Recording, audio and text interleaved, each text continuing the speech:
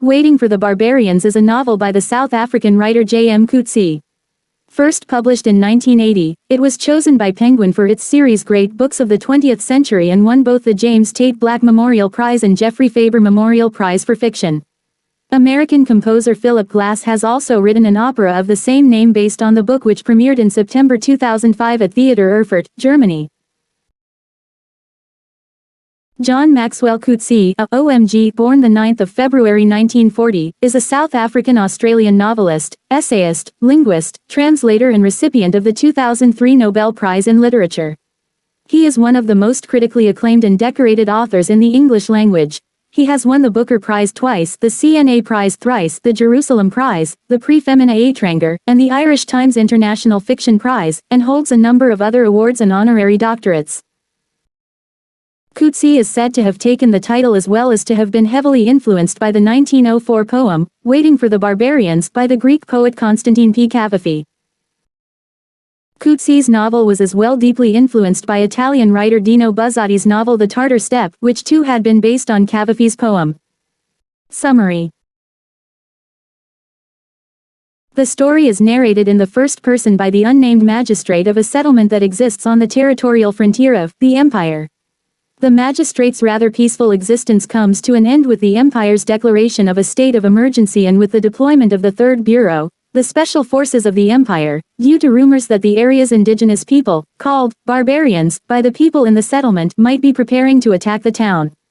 Consequently, the Third Bureau conducts an expedition into the land beyond the frontier.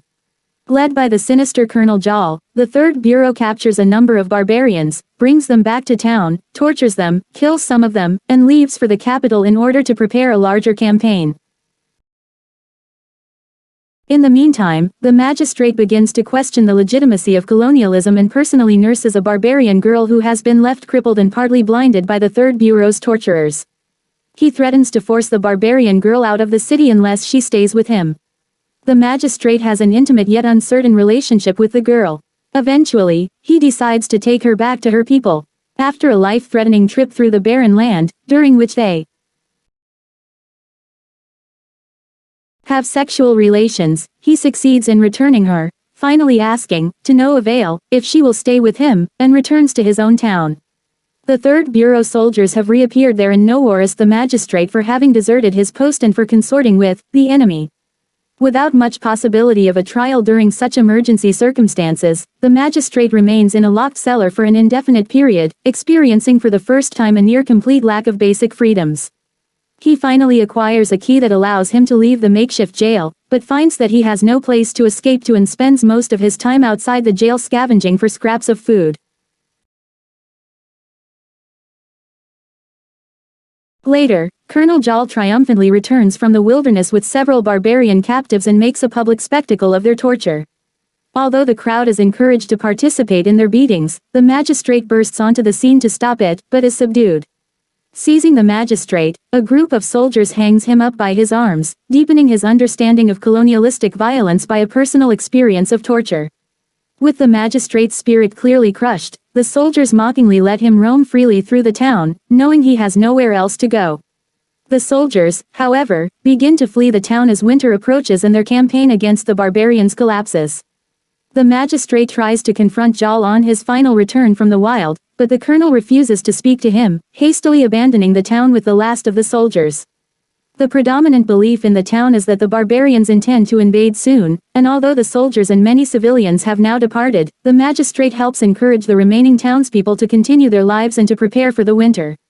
There is no sign of the barbarians by the time the season's first snow falls on the town. The main protagonist of the novel is a nameless civil servant, who serves as magistrate to a frontier settlement owned by a nameless empire. The empire, a vague colonialist regime, sets itself in opposition to the barbarians, mysterious nomadic peoples who live in the wild lands bordering the empire. The magistrate is looking forward to a quiet retirement, and hopes to live out his last years of service without anything too eventful happening. He spends his free time looking for ruins in the desert and trying to interpret pieces of pottery he finds. His life falls into disarray, however, when a Colonel Jal arrives at his fort. There's been fear recently brewing in the Empire's capital that the Barbarians are plotting a full-scale offensive, and Jal has been sent to investigate whether this is true. But his methods of investigation are brutal, and they deeply disturb the magistrate.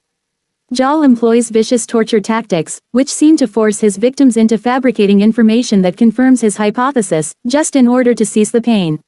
One such victim, a young barbarian girl, whose father died at the hands of Jal and his interrogation assistants, ends up playing a central role in the magistrate's life.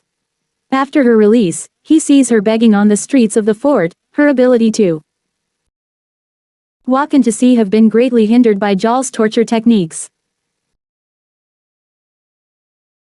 The magistrate takes the girl in, hiring her as a cook and maid, but their relationship quickly moves from professional to sexual, from being motivated by the goodwill of the magistrate to more questionable intentions.